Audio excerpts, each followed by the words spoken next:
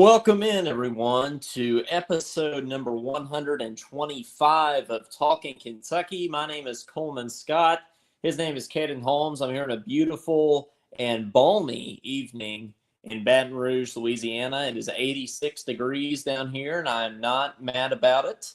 I've got my beer, Caden, with my Go Big Brew coaster, or not coaster, koozie, as they call it there. It's a PBR. Shout out PBR. They don't just hand out blue ribbons.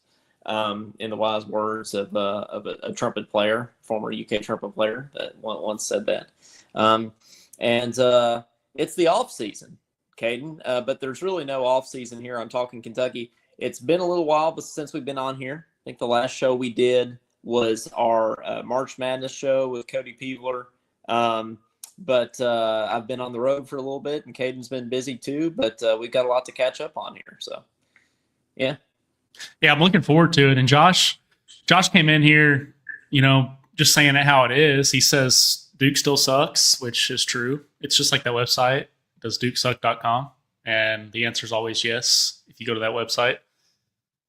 Yeah, and so does Louisville. He says so. Those are two true statements. There's no website for Louisville yet, but yeah, did want to take this opportunity to go ahead and shout out our new sponsor, www.doesdukessuck.com. Our previous sponsor was diddukewin.com, but sometimes, unfortunately, that website says yes. It doesn't right now because they lost. But it doesdukessuck.com. It's just a constant yes, and I feel like that's a better sponsor, right, Caden? Yeah, you don't want your sponsor to be ever changing depending on the day. So I like the yes for sure. That's right.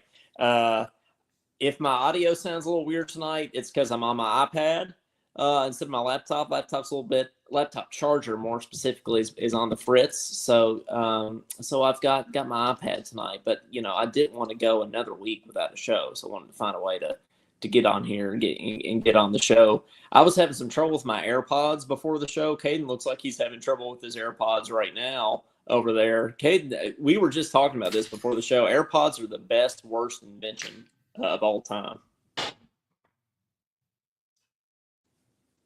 Yep.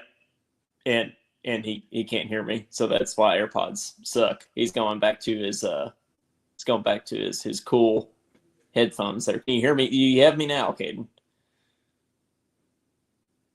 Maybe almost, sort of. Well, I'm going to stall until that point. I think Caden's working on.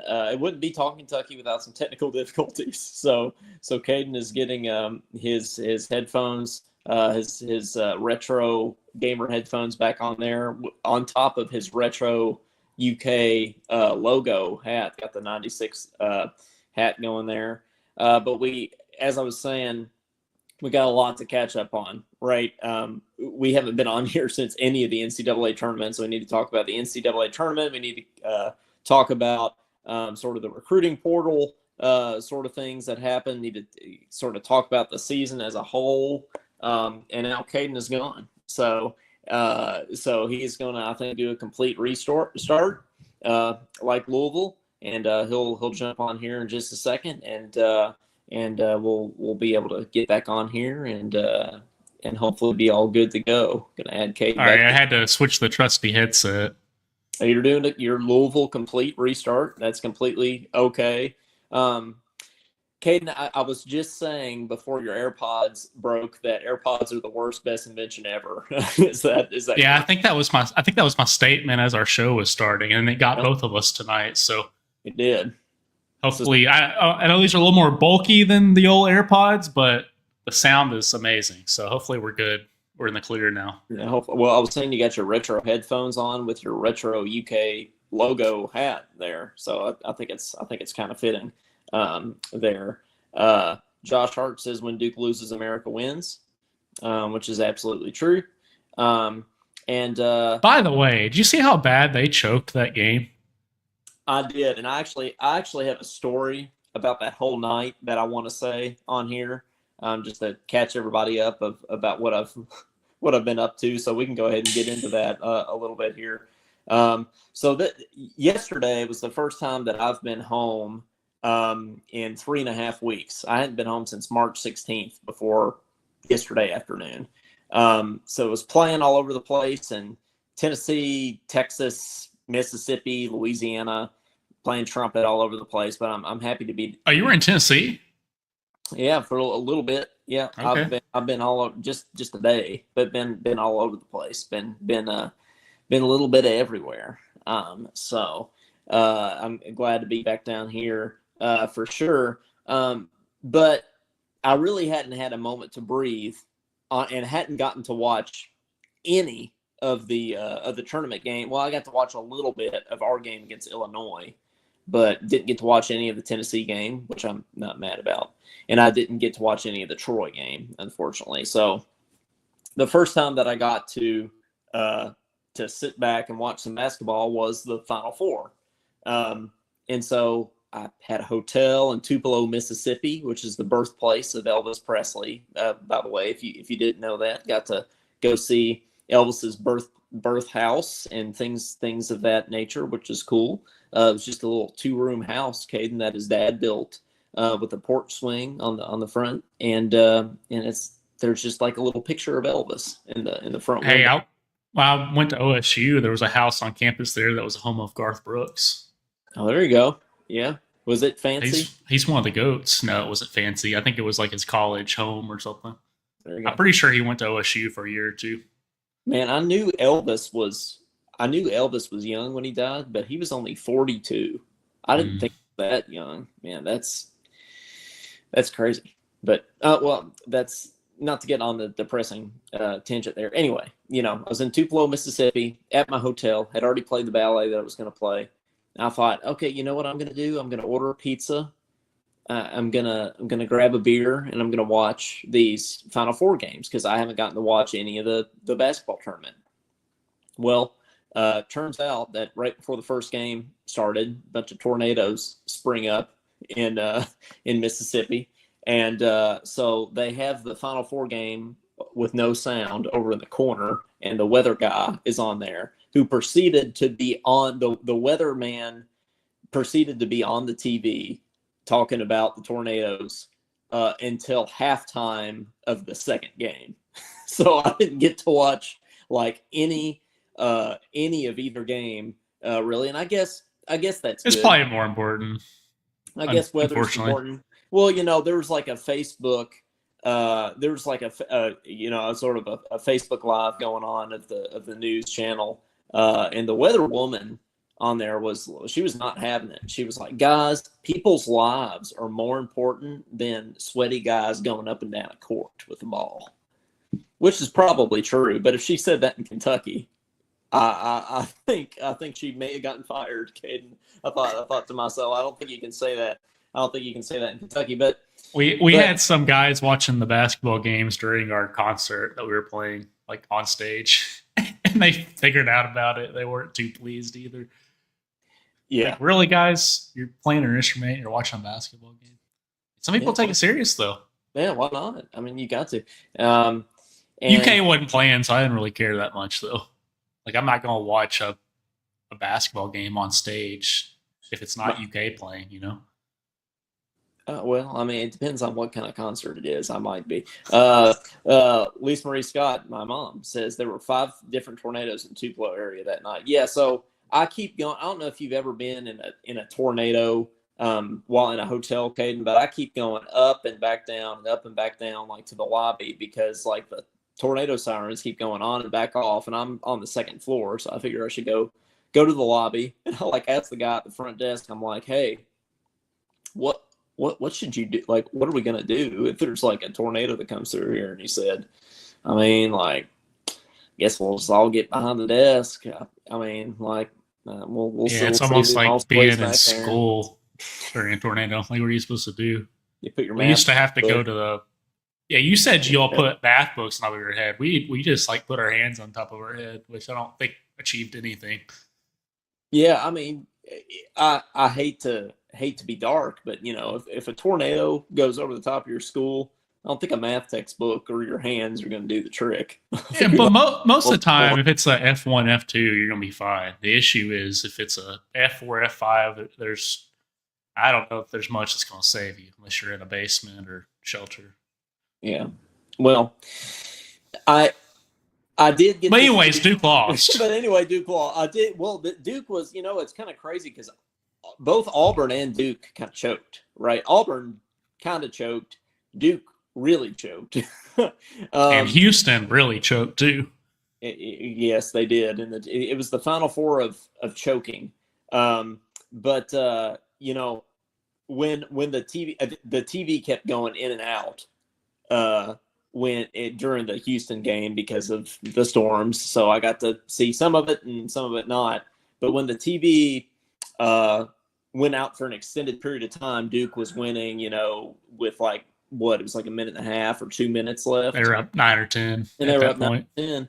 And then I get on my phone and start watching the score, and go Cougs. I see him come back, and I'm like, man, how did they pull this game off? And I go back and see the highlights. Man, it's just there's no other way to say it than Duke choked. Yeah, I never feel bad about Duke losing, obviously, but they had an awful over the back called on Cooper Flag, and for maybe like a split second, I felt just a little sorry for them. I can't believe I'm saying that. Just for like a split second. And then I was reading where there were the whole game, the refs were just giving Duke calls. So then I was like, all right. So I don't feel bad anymore. They're due. Screw they're Duke. due for one. Yeah, they're due to be screwed. But man, then going to the national championship, I was really pulling for Houston because Houston's never won a championship. I really like Kelvin Sampson. And they were ahead most of the game. I thought they deserved to win. I read a stat that Florida only led for 67 seconds in the game. And then they, most of that was, of course, in the closing, possessions of the game, right? Did you see that last play? I did. Yeah. That was as bad as it could get. It was really depressing. It was. I mean, I don't think I've ever seen that before where he just lost the ball, but he kind of dribbled it. Or kind of threw the ball up in the air. Yeah, he was about to get swatted. But he couldn't. The thing is, he couldn't touch the ball again, or it would have been a travel. He did the right thing after he screwed up. Yeah, he did the right thing. But I don't know that I've ever seen that before, let alone in the national championship on the last possession of the game. That was kind of crazy. I mean, yeah, he did the right thing because if he touched it, the game's over. But I mean, that was weird. That was weird to see. But so Florida wins. Kelvin Sampson, the interview afterwards, he said, yeah, you just gotta get a shot up there in that situation. Yeah, you do. What else are you going to say? Yeah, it's we screwed the pooch, guys. That was about as bad as it could get. So what should he have done? Should he have gone and maybe pump fake and then drove in and get a 2? He had 4 or 5 seconds left. It looked like to me like a John Calipari into the game. There was no play. Well, they did not want to go into overtime. That was obvious. They just wanted to hit a 3 and win it. Yeah, they did want to win it, but I mean, that it didn't look like they had a plan. It looked like they were just going to try to create their own shot, which obviously did not work. Florida's obviously one of the best defensive teams in the country. That brings me to this point, Caden. Florida wins their 3rd national title, and we were at the game where we saw Kentucky beat the national champion. And I feel like this happens a lot, Caden. Just a couple of years ago, I think it was Kansas and North Carolina in the national championship, and we had beaten both teams. We destroyed Kansas at Kansas. Yep. And really, we ended up destroying Duke. Well, I mean, I wouldn't say destroy Duke this year, but we ended up winning that game pretty handily by the end of the game. You weren't sweating out the final minutes, right? And then Florida, I mean, there was a point in that game, I think we were up 10 or 15. I mean, we ended up really, beating them pretty handily too. So you take Duke, that's in the Final Four, and then Florida wins the national championship, and Kentucky beat both of them in the regular season. So do we just peak in January, February or something? Well, I was thinking about that too. The last game that we played that everybody was healthy was that Florida game. That was literally the last game. Was everyone healthy? Everybody was healthy. I'm pretty sure Kerr may not have been healthy, but I think he was. I think Yeah, Kerr, I can't remember which game that happened in. I think was it Gonzaga? So maybe Kerr was out. Yeah, Yeah, I because think I think Kerr went Gonzaga out. was definitely before Florida, wasn't it? But I mean, still, you had Butler and Robinson, which are your big two that you got to have, right? And Garrison was healthy. I know he had some health troubles kind of down the road too. But Did you think Florida was going to win the championship from watching that game? no, I didn't. I not didn't no. even think they'd make the Final Four. I mean, they were undefeated at that point, but I I just thought thought they they haven't really played anyone. hadn't played anybody. Yeah, I mean, I didn't really. I didn't even think they make a Final Four either. I I would have didn't thought think Sweet 16, maybe Florida. I thought they might get like a 2 or a 3 seed. Like I thought they would get a top 3 seed, but I didn't necessarily even see a 1 seed. I didn't think it'd be crazy if they got a 1 seed, but I didn't see them being like the team to beat in the tournament and going on and winning the national championship. I didn't see that at all, and they almost didn't because Houston almost won. So. It's like all these teams just make a massive turnaround right after they play us, like Florida, and then the two teams you mentioned, even Duke, I guess you could say that about, and then the North Carolina, Kansas from a few years back. So does that make you more content about the season as a whole, or does it frustrate you more? For me, it's both. But I'm always going to be frustrated when we don't get past the Sweet 16. Yeah, I mean, at Kentucky, you want to make you want to win the national championship every year. Obviously, that's not realistic. But I've heard you say, Caden, that you think the Elite Eight is the bare minimum. Like Kentucky should be making the Elite Eight every single year. Yeah, and I think that would have been a great. I'm not on like I'm not on the Fire Mark Pope train. No, I think he's awesome, and I do think there's a good chance they'll do better next year. I think as long as he does better next year, he's got pretty good job security. But I would have liked to see an Elite Eight this year. I would have been so happy if we beat Tennessee a third time. And then past that, it's just bonus.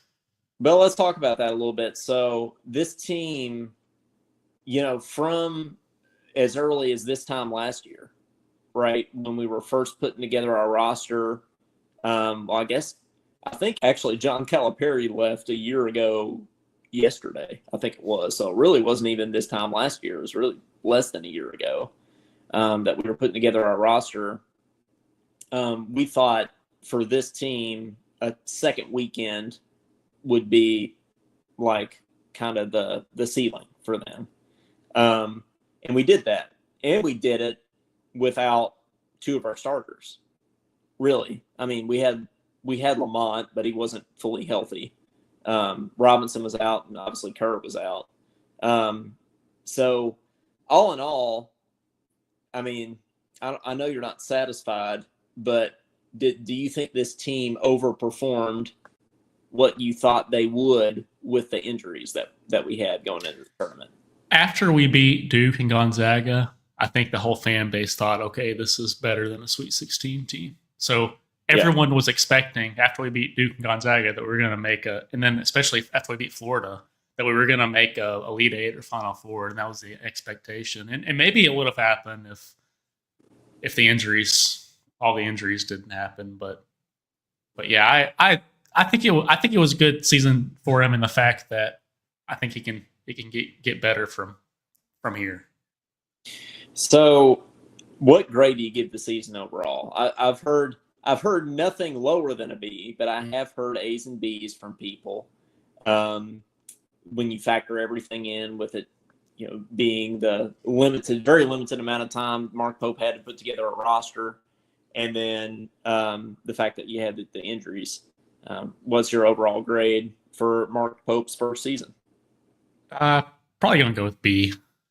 Sweet 16. Why the B? Is it just because of the Sweet 16, or are you factoring in some of the games that we dropped along the way too?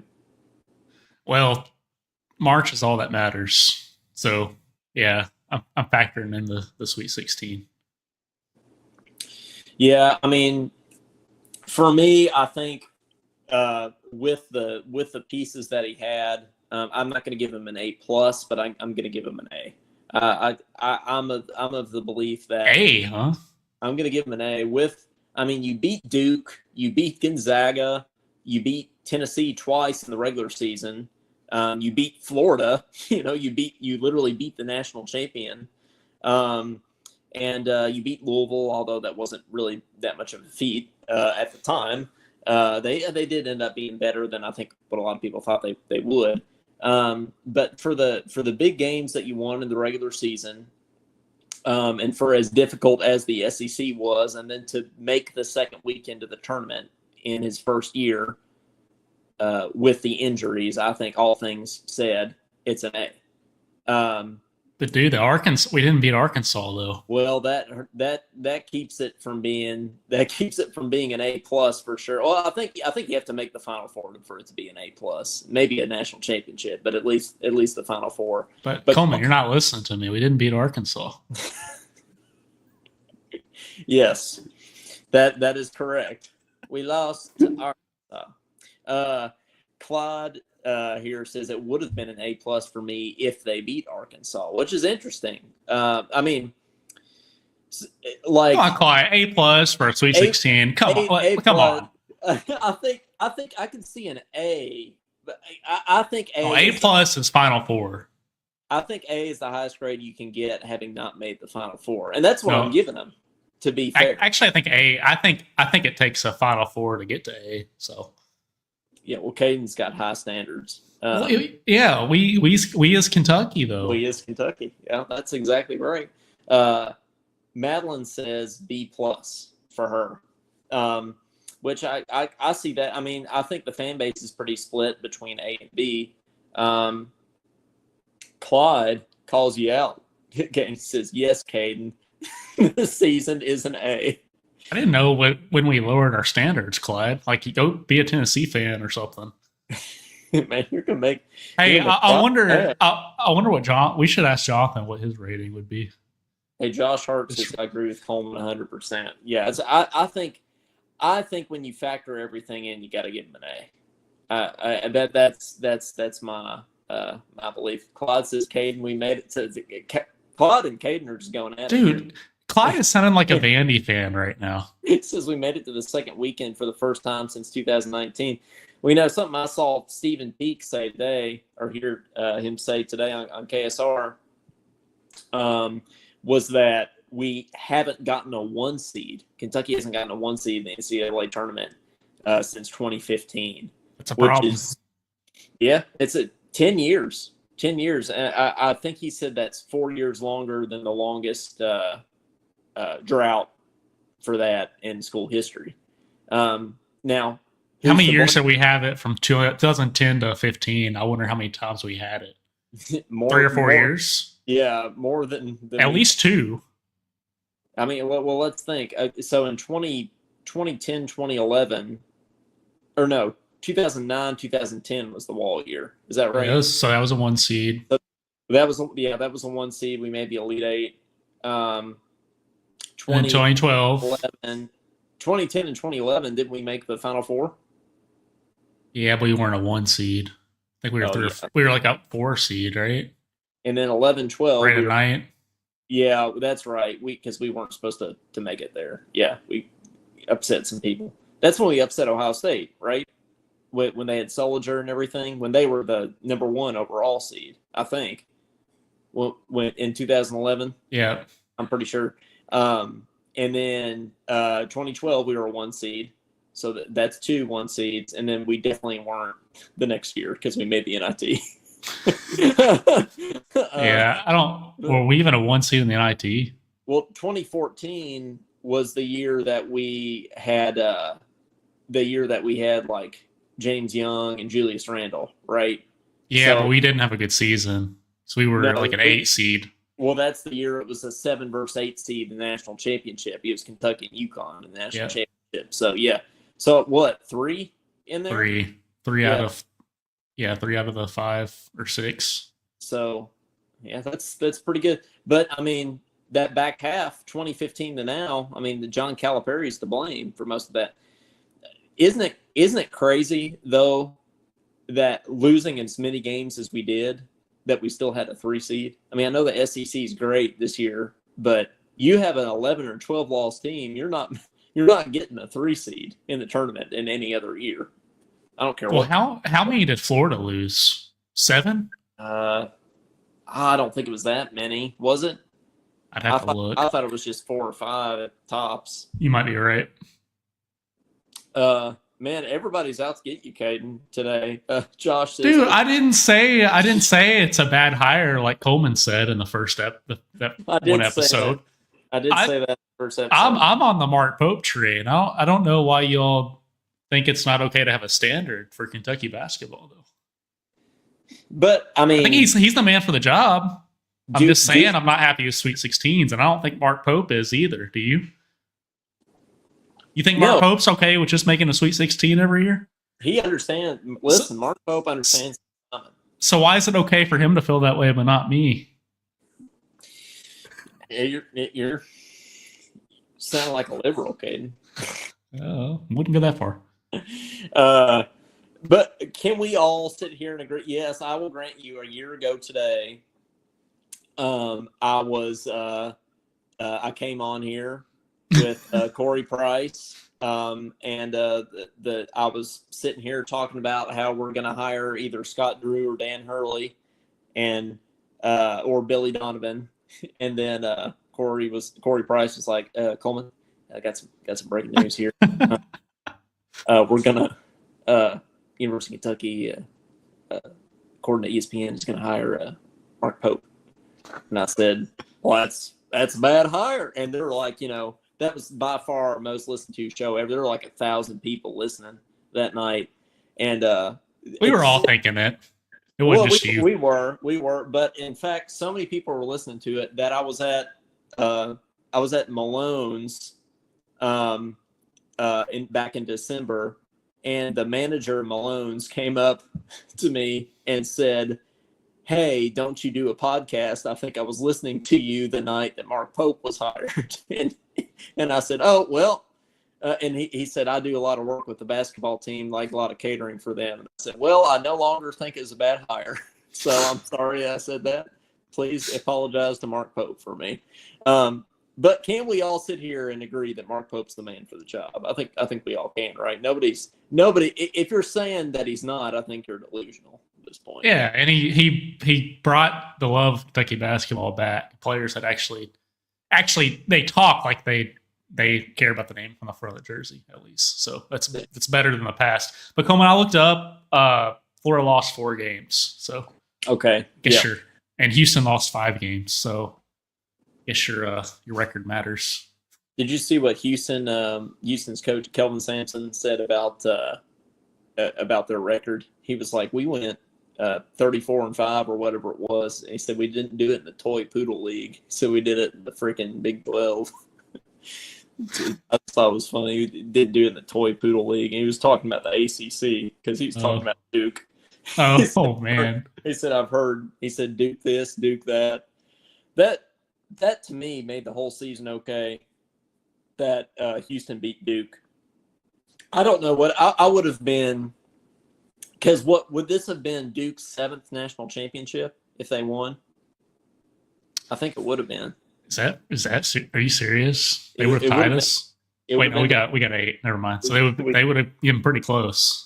Cade's being really pessimistic today. He's trying to take away our national championships. Let's see, Duke. Well, I got my '90s logo on, so I guess my mind's still in '98. Yeah, your mindset that 2012 championship's like out the door. Okay, no, they've won 5. They've just won 5, so it would have just been 6. But still, I mean, but they're the closest to us, though, right? Well, I mean, UCLA's got 11. I mean, below us. They're the closest ones to catch up to us. That's below. Yeah. I think does North Carolina have? North Carolina might have 5 too, though. They might. Yeah. We're gonna find out. I think Duke, North Carolina, Kansas are all pretty close. How many does Kansas have? Isn't it just like 3 or 4? Looks like the North Carolina's won 6. Oh So man, we can't have North Carolina winning anymore either. Well, and they were above us in the tournament wins at one point. I don't think they are anymore. It's No, because they skipped class. did it did it count? So the first four, does that count as a tournament win? Like That's a good. I've those wondered playing that. games? I've wondered that too. I guess, doubt it. I guess it technically does because it's part of the NCAA tournament. So you're But telling me if you suck and you barely make it, you get an extra tournament you get win? an extra tournament win. Well, I mean, I think the theory is if you suck, you're not going to make it very far. So, I mean, because you, It should count as like half a win. yeah, it should. I'm trying to see how many championships that Kansas has here. Looks like they got just 4. So Carolina has 5, or Carolina has 6, Duke has 5, Kansas has 4. Yeah, we can't let North Carolina win anymore. We can't let them catch up with us. But everybody can be rest assured we have the most tournament wins, and we also have the most wins overall. So we're ahead of North Carolina in tournament wins, and we're ahead of Kansas, right, in all-time wins. So it's a good thing they cheat, Caden. If they didn't cheat, we might be in trouble. But they don't forget we had a lot vacated back in the day too, when all that crap was going on. So didn't UCLA get like 10 of their championships in the same decade back in the day? Oh yeah, I think they won 9 in 10 years. I think that it's something like that. Have they even won since like the 80s? Well, it's been a while. It was either the 70s or the 80s. I mean, it hasn't been recently. It has been a while since they won one. They didn't win one when Lonzo Ball was there. I know that. So we all know that. But okay, it looks like their most recent. Well, no, their most recent championship was 1995. It looks like. So the year I was born. Yeah. So then they won a bunch in the 60s. So, okay, they won in 64, 65, 67, 68, 69, 70, 71, 72, 73, 75, and 95. That's a heck of a run there by the Bruins there. So, but Louisville, as we know, just has 2, not 3. Now, so we don't have to worry about them catching up anytime soon. That was all. We haven't been on here since we even picked Louisville to win in round 1 on this show with Cody, and they blew it in Rupp Arena, and then they threw stuff on the court. So I mean, that's the most Louisville thing ever, right? Are you surprised Arkansas made it as far as they did? Yes, I am too. They beat St. John's. I keep forgetting that, man. They beat everybody wanted a Rick Pitino, John Calipari matchup in round 2. I don't know why Pitino can't beat Calipari. It's some kind of curse. There's no reason why he can't. Well, Bill Self struggles with him sometimes too. He does. Yeah. It just Rick Barnes has even struggled with Cal in the past. So I mean, who knows? Isn't he retiring? Is Rick Barnes retiring? That's what I keep. Has he announced that? He hadn't announced it, but maybe it's going to be like Coach K and do a big 1-year goodbye tour. Nah, Rick Barnes wouldn't do that. No, he's too good of a guy. But so now we turn our attention to the off season, right, into the transfer portal, which. It's always been a thing that players have stayed and left, but it all happens much quicker than it used to, right? And obviously the transfer portal is become a totally different animal now than it used to be. But just to update everybody, here's where the roster stands today. This is as of 5:00 Eastern time today. This is who is on the roster for Kentucky basketball for next year. So we got Travis Perry, Otega Owe, Trent Noah, Brandon Garrison, Colin Chandler. We got the Alabama transfer in Mohamed Diabate. We got Jalen Lowe transferring in from Pittsburgh. Cam Williams coming in from Tulane. As of a couple days ago, Jaden Quaintance, who used to be a commit of the Cats, and then he ended up going to Arizona State, but is now transferring in and finally becoming a Cat where he belongs. Got a Caden Lewis, who's an incoming freshman. Malachi Moreno, Mr. Basketball at Kentucky this year, and then Jasper Johnson, who's also a freshman coming in. That's a decent little crew that we got coming in, Caden. I mean, how do you feel about that roster? Yeah, it's a decent crew. They're trying to add that Sam Houston guy too. I think he's supposed to be visiting tomorrow. Yeah, they want that a Lamar Wilkerson kid. Wilkerson, yeah. He's supposed to be like one of the best 3-point shooters in college basketball last year. So it sounds he was averaging 15 or 20 points a game. It sounds promising if he's visiting us tomorrow.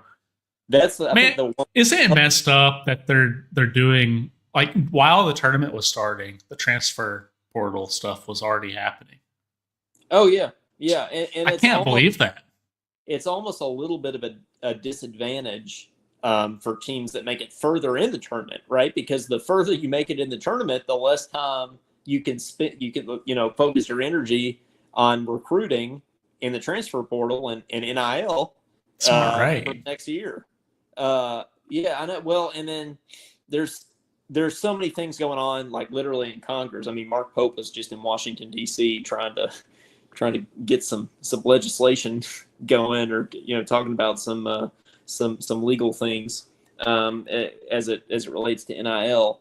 But basically, here in a few weeks, it's not going to be as much of a free for all as it's been. Like it's not going to just be. You can't just pay to play, which is essentially what it is right now. They're trying to do away with that. But as of right now, it sort of is pay to play. Well, I mean, that's exactly what it is. And these players can technically sign those deals right now. And even if new laws are passed, they still have to honor these deals that were signed. So basically everybody is trying to rush to get as much money as they can right now, and that's why all this is happening so quickly. With the national championship was literally just earlier this week, and you've already got teams that are finalizing their roster for next year, which is pretty crazy to me. But it is what it is. I think Mark Pope, the only thing he's really concerned about, or the only other piece that he said he wants to add to this roster next year, is one more shooter. So you could be looking at like this is the team for next year, because you got 12 guys already. You add a 13th, like just one more shooter. You got a team. I think they're looking at that big man from Robert Morris too, right? Yeah, they're looking at. See that Spaniard? Yeah, he's the guy that's like supposedly in Spain. I think we're tracking his planes and everything right now. He's not sitting in the Mexican Scott Drew style, like Scott Drew was last year. But yeah, apparently he's in Spain. Alvaro Folaquiris, something like that. Yeah. I think we need a four. Martin Pope knows better than I do, but assuming Garrison stays, it would be really nice to add a fourth big man. Yeah, I think if Brandon Garrison said, when you have Garrison, you got Jaden Quaintance, Moreno, right? You've got the Diabate guy who's a forward, but still, right? I mean, I think the depth is already better than it was last year. So are they looking at either Garrison or the Spaniard? Is that like a backup in case Garrison leaves? That's a good question. I think there's still a lot of speculation about that. I even earlier today, I mean, people are looking at Brandon Garrison's Instagram, right? Looking and seeing, he took the cat emoji off his Instagram bio. Is he leaving Kentucky? Jack Pilgrim actually just posted something really just an hour or so before this show, before we went live here, And it does sound like it's promising that Brandon Garrison will return to Kentucky next year, which I think would be a huge piece. I think having Garrison on this team coming back makes this a national championship level team because of the depth that you would have. And we need that dude like that. It's going to be a bruiser down low and talk some trash while he's doing it. Maybe get a few beer cans thrown at him. Well, yeah, I mean, he's got experience with that. Yeah. And I mean, I just want, like, I don't think we're ever going to lose to Oklahoma ever again. I mean, as long as we have Owe and Garrison on the team, are we ever going to lose to Oklahoma? I think we just write it down as a win. So any team we play from Oklahoma, you know, it's automatic dub if those two are on the floor. Yeah, so. And Owe says he's going to leave if he's a first round guarantee, and that concerns me. When did he say that? I didn't even know he said that. I read that quote somewhere a day or two ago. I don't think he's a first round guarantee. What do you think they're shooting? Do you think they're going to tell him he needs to be a better shooter? Yeah, in the NBA today, you got to be. I mean, think about this, like if Oscar Tshiebwe couldn't, you know, be. I mean, he's playing right, but like if Oscar Tshiebwe, if teams weren't lining up at the door to have him, then like, what does that tell you about what they value in the NBA? Right. That's all I'm saying.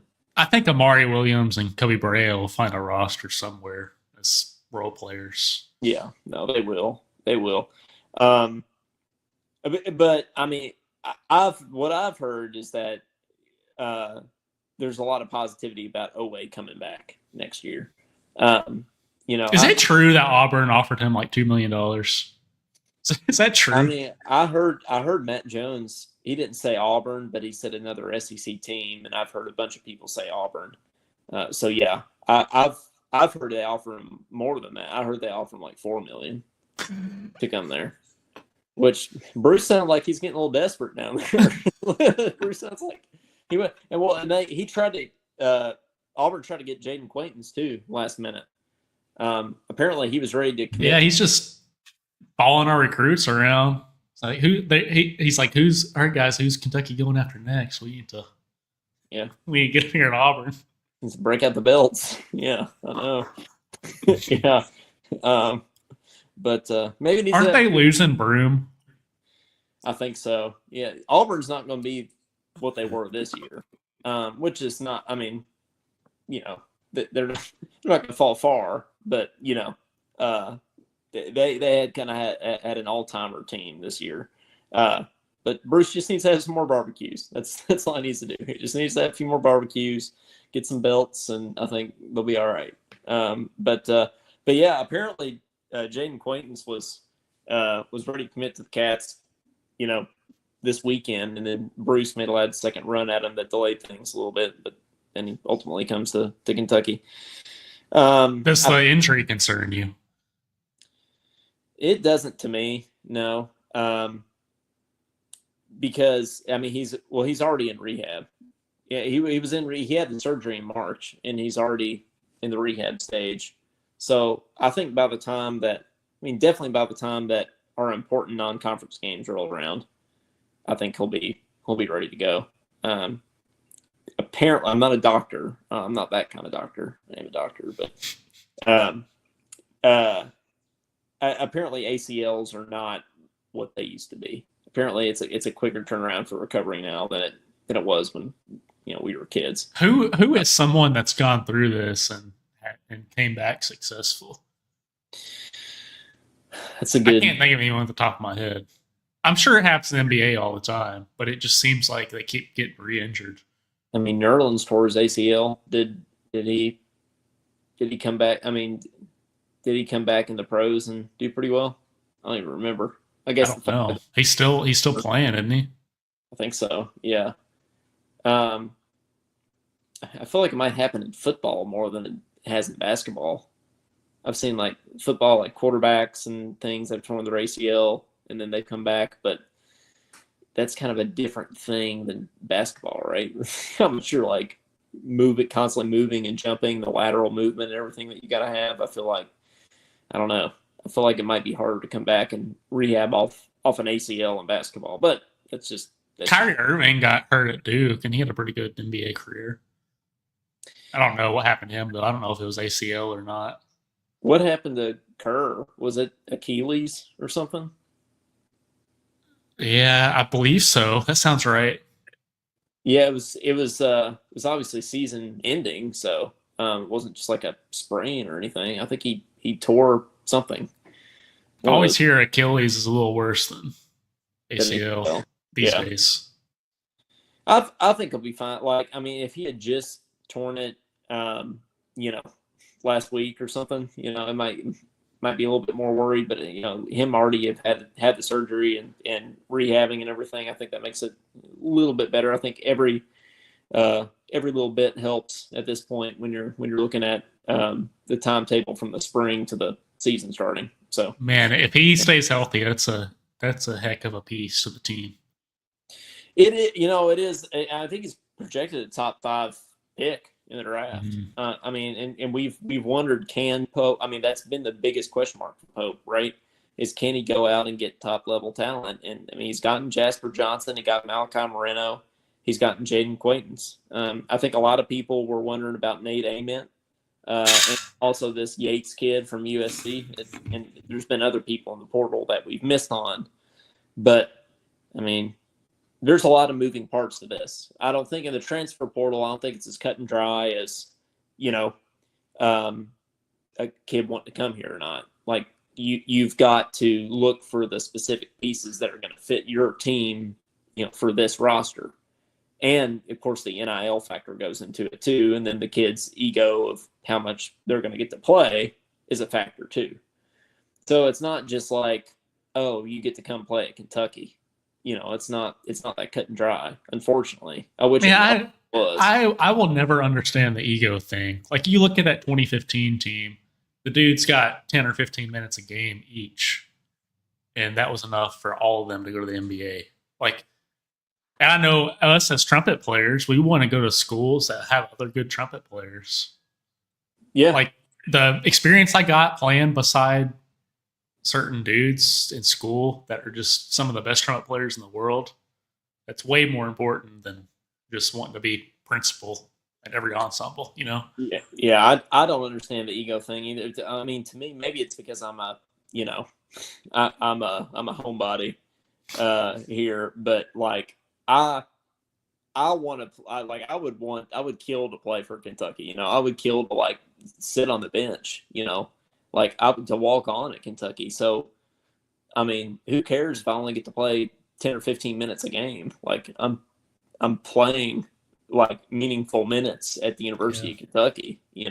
Like, and you're gonna kill it in NIL at Kentucky, and you're gonna have as good of a chance of going to the NBA at Kentucky as you will anywhere else. So Yep. I just don't understand what the downside is. I mean, it's like Andrew Carr said in the post game press conference of the tournament. He said, if you're in the transfer portal and you're looking for somewhere to go to Kentucky. Like, it's true.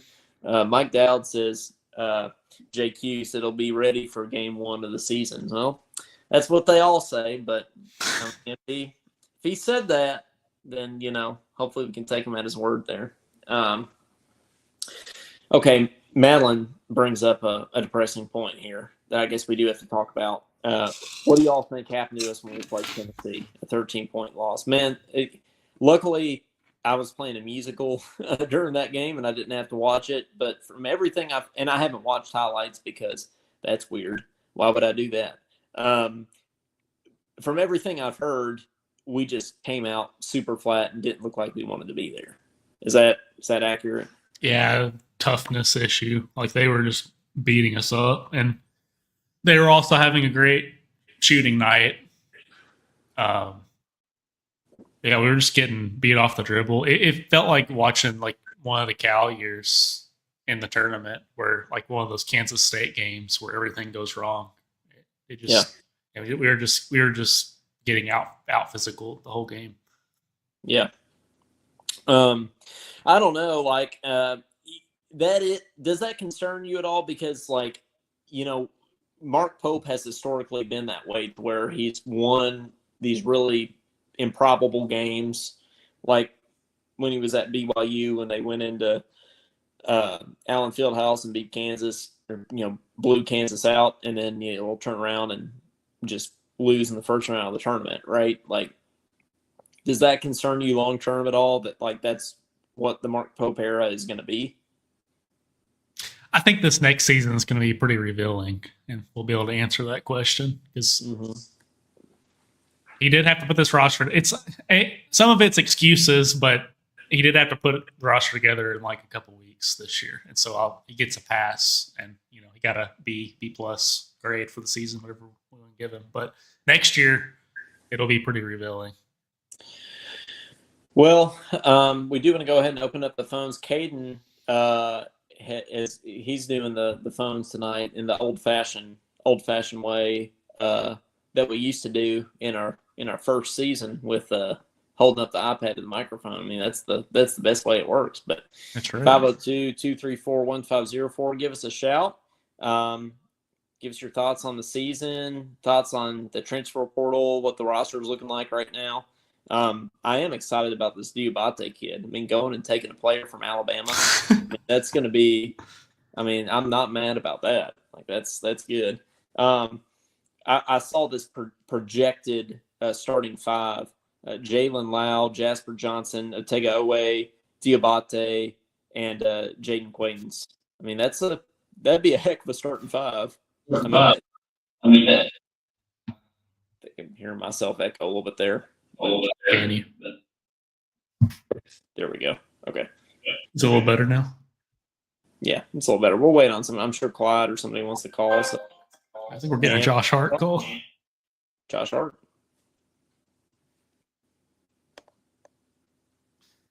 You're on Talkin Kentucky. Who's this?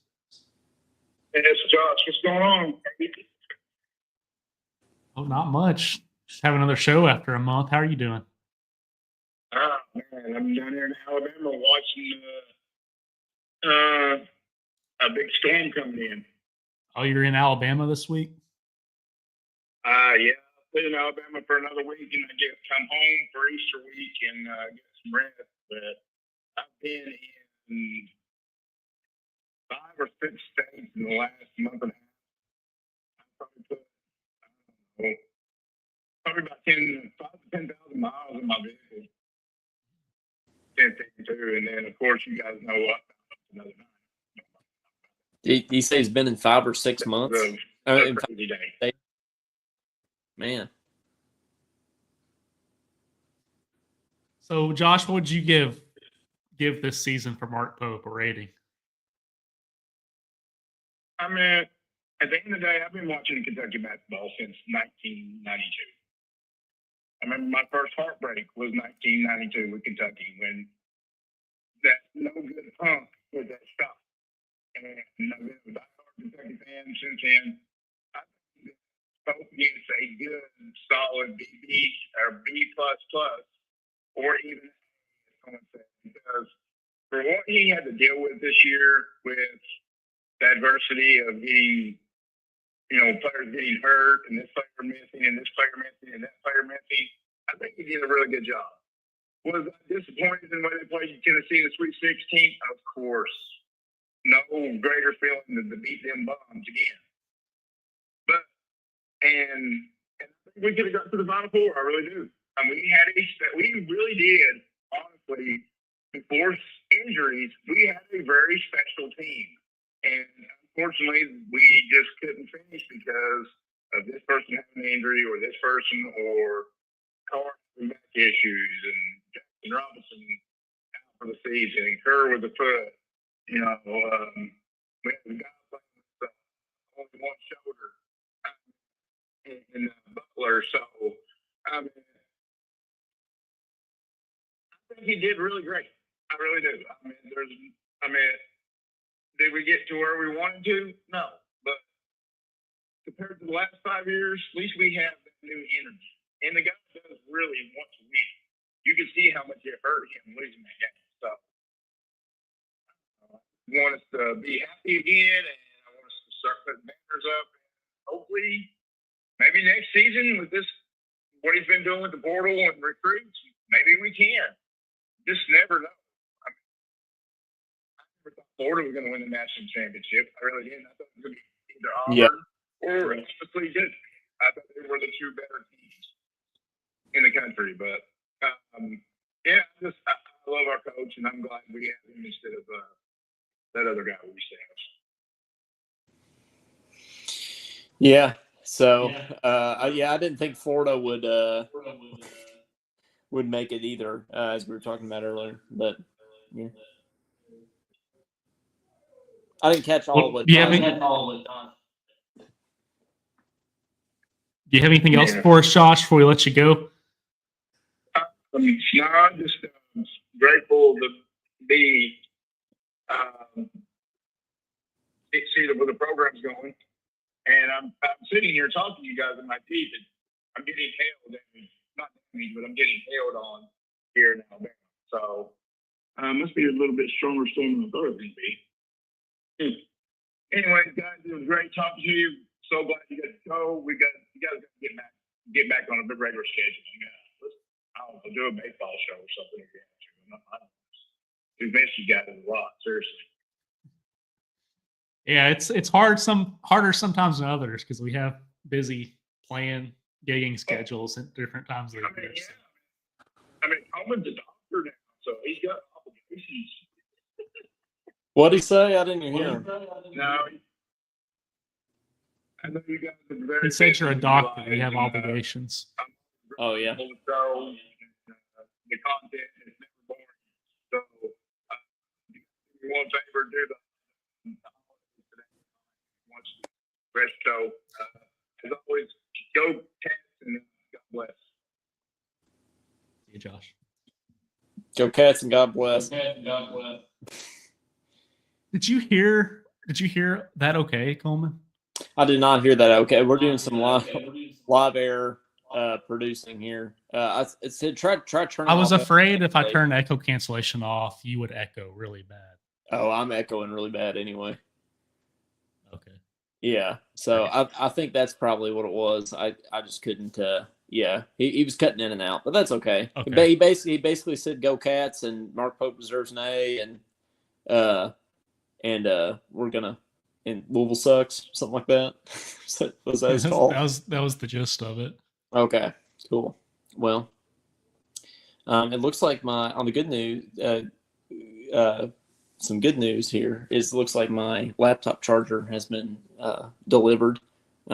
So next week I should be back on my laptop. So I should be able to have a cool background again, and not my ceiling fan back here. So I think that'll be good.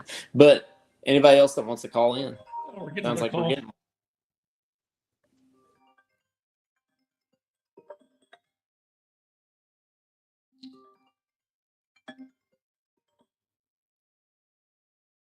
You're all talking Kentucky. Who's this? It's Clyde. Hey, Clyde. How's it going? Going good. How about y'all? Oh, can't complain.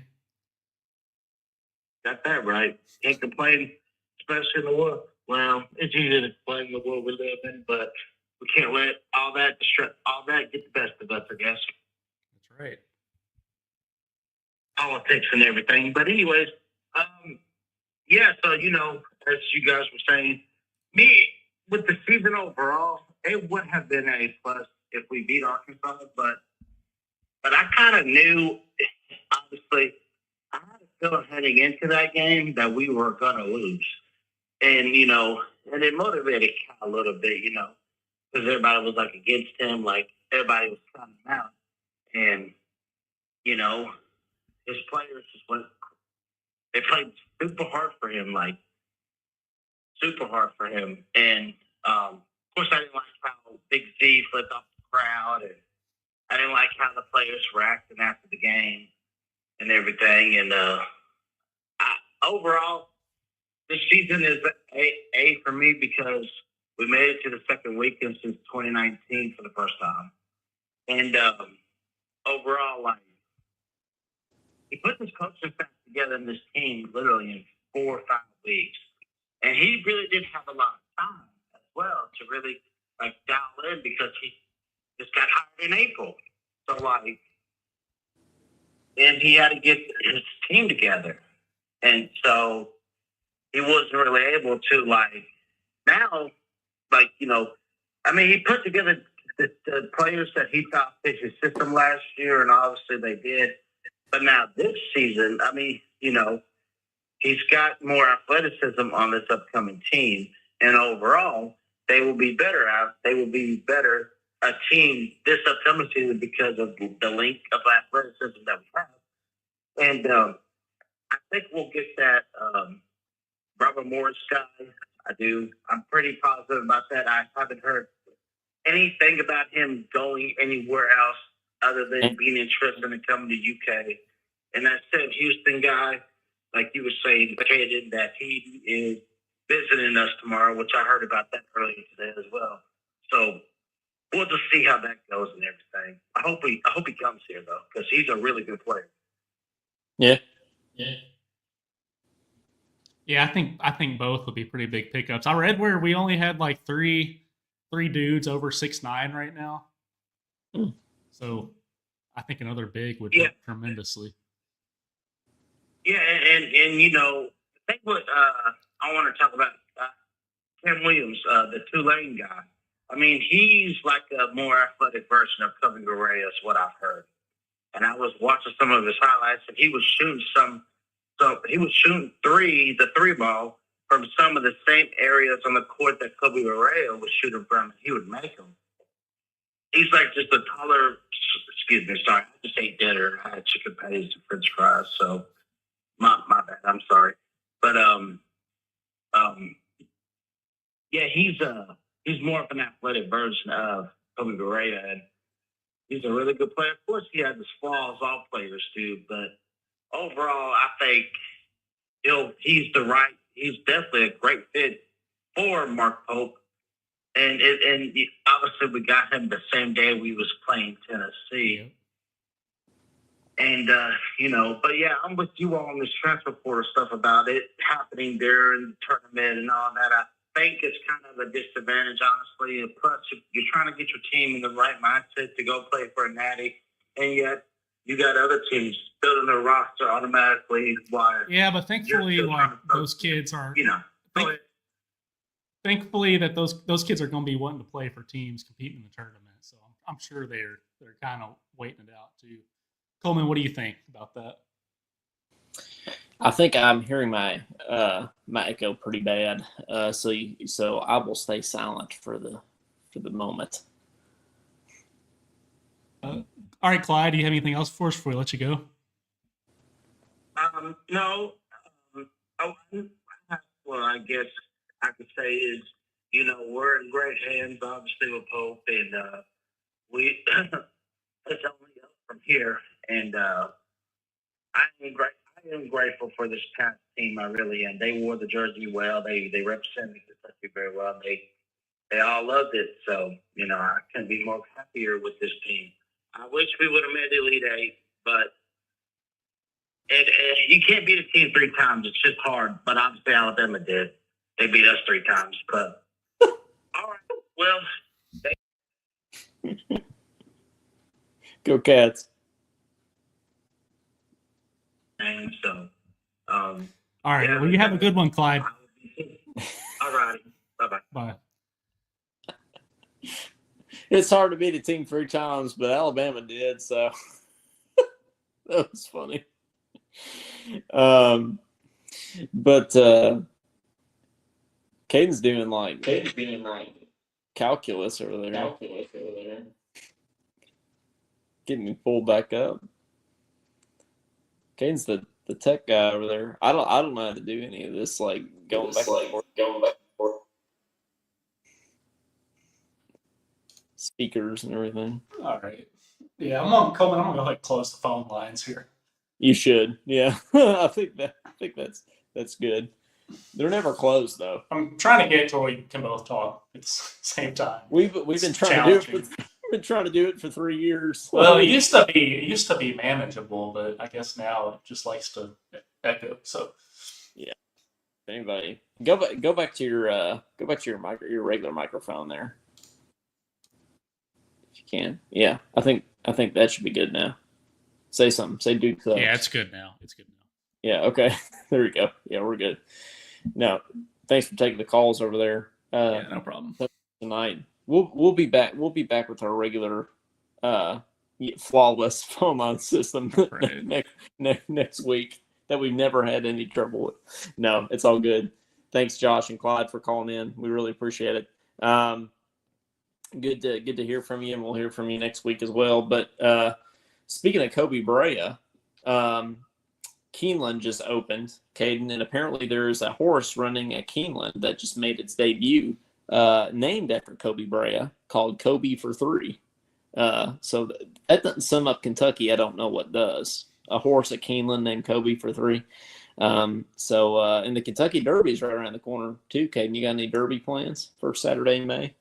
Yeah, I'm usually never really celebrated Derby. It's probably not as big of a thing over here in Western Kentucky, but there's some people that throw Derby parties. My family's never been one of those. You ever had Derby pie? Probably at some point. Yeah. I couldn't tell you what it tastes like. It has nuts in it, so hopefully I haven't had it. If I did, that'd be bad. Well, guys, we'll round up the show here in the second. Pete McGregor says, "What are we talking?" The one that got away. I think we should talk.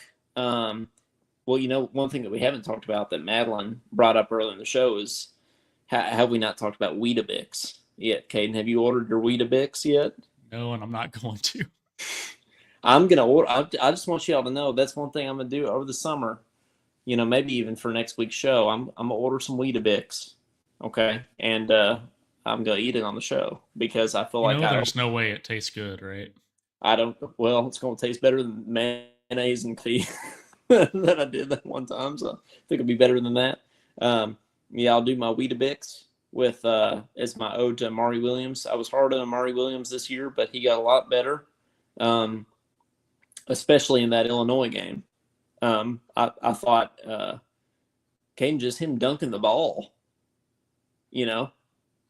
Like, why didn't he do that all season? Just dunk it, man. He was a different player, I felt like, against Illinois. Yeah, guys, we'll start to round out the show here. Thank you guys very much for watching, as always. And as we've said, Talkin Kentucky doesn't have an off season, so we're going to be here. We're going to be here all summer, and the summer shows are usually some of my most fun shows that we do because we have more guests on than we usually do. And I've got some great guests lined up that they're going to be on soon that we're just working out details. Billy Rutledge is going to be on soon from KSR. I'm excited to have him on, so stay tuned for that. Got some other people that I'm trying to have on as well over the summer. That will be great. And then of course when basketball and football is not going on, we have time to talk about brackets and more stupid stuff than we usually do. I mean, we always talk about stupid stuff, but we'll have more time to do so. So looking forward to that. So don't miss anything. Stay tuned all summer. We'll be here. We'll get you through the summer in the absence of UK sports. And we, as always, thank you guys for watching. Caden, what's this episode called? Probably. Gosh, I don't know. Talking PBR. Talking Weetabix. Transfers. I don't know. Yeah. I mean, I Talking Weetabix is a great name, but we didn't talk about Weetabix very much. Let's do Talkin JQ. We talked about Quaintance a lot. We did talk, yeah, and I think we owe him for coming back. I think, yeah, Talkin JQ, that'd be good. Yeah, well, shout out JQ. You finally came home. Took you all, but you finally found home, right? Isn't that what that guy in Texas said? Basically what he told me, yeah. Except I didn't stay there. Pete McGregor in the comments. Thanks, guys. Good seeing you. Good seeing you, Pete. And we'll see you back here next Thursday night on a somewhat still regular schedule. Next Thursday night, right here. We'll see y'all, and we'll talk some more Kentucky. For Coleman Scott, for Caden Holmes, and for JQ, this has been Talkin Kentucky. Be sure to eat your Weetabix, kids. We'll see you next time. Go Cats.